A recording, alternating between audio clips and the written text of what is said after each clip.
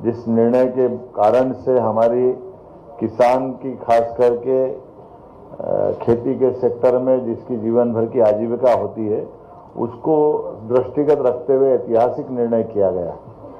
मुझे इस बात का संतोष भी है। माननीय अध्यक्ष जी आज हमारे साथ हैं, माननीय हेमंत खंडेलवाल जी, हमारे मीडिया प्रभारी आशीष जी, इस अवसर पर एससीएस, पीएस, रेवेन्यू और हमारे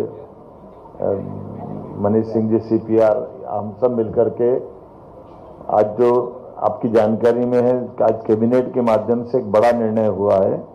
ये किसानों के हित में खासकर कृषकों की भू अर्जन को लेकर के इनकी भूमि का 4 गुना मुआवजा देने का निर्णय किया गया है। ये हमारे राज्य का एक ऐतिहासिक निर्णय है, इसको सरल भाषा में इसको फैक्टर 1 से बढ़ाकर 2 करना बोलते हैं, जिसके कारण से किसानों को उनकी भूमि का अधिक न्याय संगत और सम्मानजनक प्रतिकर किसी की भूमि का अर्जन होगा उसको उस गाइडलाइन के मुआवजे से ग्रामीण क्षेत्र में 4 गुना दिया जाएगा। इसमें कोई कॉम्प्लिकेशन नहीं, इसके कॉम्प्लिकेशन की सरलता से हमने 1 और 2 नगरीय क्षेत्र के अंदर उसका गाइडलाइन का डबल, क्योंकि नगरीय क्षेत्र की गाइडलाइन तो वैसे हर बार बढ़ती रहती है, लेकिन ग्रामीण क्षेत्र में बड़े पैमाने पर हमारे जितने बड़े प्रोजेक्ट चल रहे हैं, उल्लेखनीय है कि ये उसके लिए बेस लाइन का काम करेगा। इसलिए मध्य प्रदेश भूमि अर्जन और पुनर्व्यवस्थापन में उचित प्रतिकरण पारदर्शिता का अधिकार अधिनियम 2013 जो लागू हुआ था, इसको भू अर्जन अधिनियम 2013 बोलते हैं। इसकी धारा 26 के अंतर्गत भूमि के मूल्य निर्धारण के जो सिद्धांत प्रतिपादित किए गए, उसमें हमने किसानों को उचित प्रतिकर देने का निर्णय और पारदर्शी और पुनर्वास की व्यवस्था का इसमें यह निर्णय किया है। उल्लेखनीय है कि वर्ष 2014 में मध्य प्रदेश में फैक्टर 1 डिक्लेयर था, उसके कारण से कलेक्टर गाइडलाइन रेट प्लस 100% इसमें जोड़ने की बात थी, तो खास करके ये लगभग 2 गुना मुआवजा होता था। तो 2 गुना से करने से कई बार हमको स्पेशल कई सारे निर्णय पैकेज भी देना पड़ते थे या कई प्रकार से लोगों का आक्रोश भी आता। तो इसलिए अब हमने इसमें सरलीकृत रूप से ग्रामीण क्षेत्र में 4 गुना और शहरी क्षेत्र में 2 गुना, तो शहरी और ग्रामीण में समान रूप से इसको एक तरह से पहले लागू किया था, लेकिन अब हमने थोड़ा संशोधन किया, क्योंकि गांव की और शहर के अंदर जमीन आसमान का अंतर होता है। और खास करके हमने सबने देखा कि इसके कारण से हमारे विकास के कई सारे बड़े प्रोजेक्ट भी प्रभावित हुए हैं, क्योंकि जब असंतोष होता है, थोड़ा मन में भाव आता है, तो उसका असर पड़ता है। अब ये जरूरी इसलिए था कि हमारे यहाँ राज्य में विकास की गति हमने तेज खोली है, तो लगभग 70-75 हजार करोड़ का पूंजी निवेश हम प्रति वर्ष कर रहे हैं। ऐसे समय में लैंड एक्विजिशन को लेकर के इसके आने वाली कठिनाइयों का हल निकालते हुए इसमें सड़क, पुल, रेलवे लाइन, राष्ट्रीय राजमार्ग, एक्सप्रेसवे, सिंचाई परियोजना, अधोसंरचना विकास, ऐसे कई कामों को लेकर के इसके कारण से हमको इसकी मदद मिलेगी।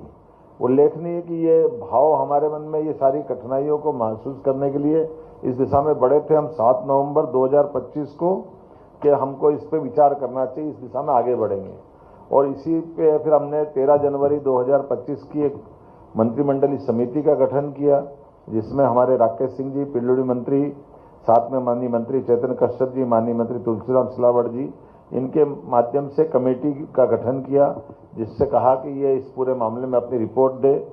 और ये समिति द्वारा बनाई गई बैठक 21 जनवरी 2026 को हुई थी, जिसमें मंत्रीगण, विधायकगण, FICC क्या है, फिक्की के और खासकर क्रेडाई के, CII के, किसान संघ, किसान प्रतिनिधि, सबसे मिलकर के ये राय जुटाने के साथ उनका संकलन करते हुए, सबकी राय का सम्मान करते हुए इसमें इस तरह के निर्णय की तरफ हम बढ़े हैं।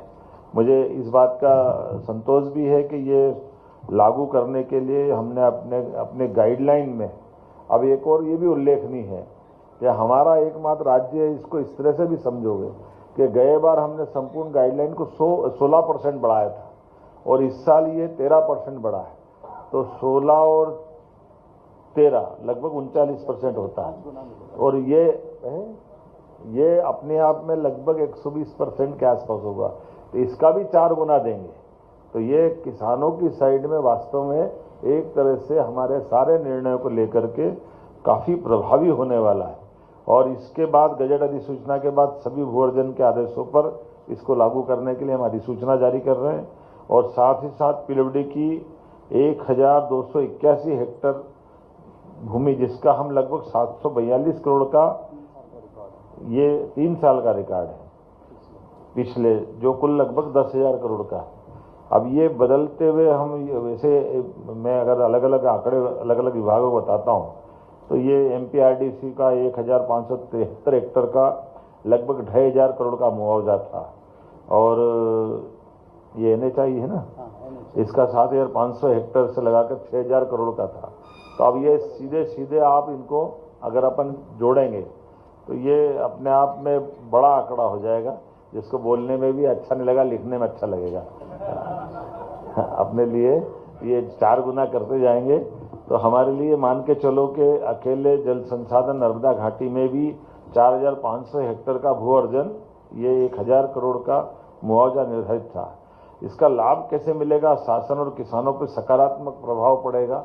विकास में हम एक तरह से उनको भागीदार बना रहे हैं, क्योंकि कोई ज़मीन छोड़ता है तो बदले में उसको लेने के लिए अपनी जमी जमाई व्यवस्थाओं में हटना भी कठिन चुनौती होती है।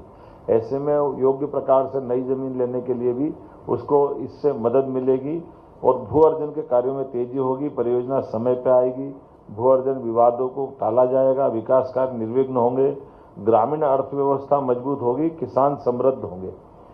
इसलिए केवल हमारा निर्णय नहीं है, किसानों के संकल्प का, उनके समाधान का निर्णय, जिसमें किसान हित सर्वोच्च प्राथमिकता के साथ ले रहे हैं। विकास और किसान साथ साथ है, संवेदनशील, निर्णायक, और ये नेतृत्व की दृष्टि से हमने अपने सामूहिक नेतृत्व में इस बात को स्वीकारा है। इसलिए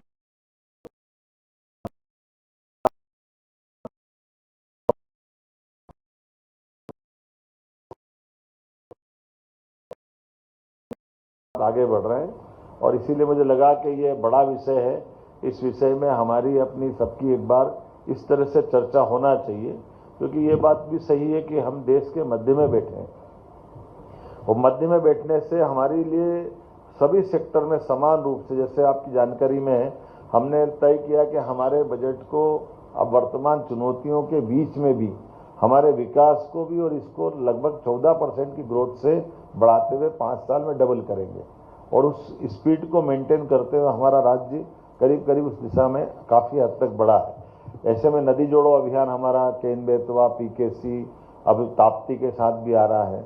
तो हमारे लिए एक तरफ ये, दूसरी तरफ मेट्रोपॉलिटन सिटियों के आधार पर भी हम अपने शहरीकरण के आधार पर भी नगर से आगे बढ़ना चाहते हैं। तो स्वाभाविक रूप से इसमें अगर हम बढ़ते हैं तो हमको ये लैंड एक्विजिशन पे बड़ा निर्णय लेना पड़ेगा। उल्लेखनीय है कि मैं केवल एक आंकड़ा बताना चाहूँगा कि हमारे पास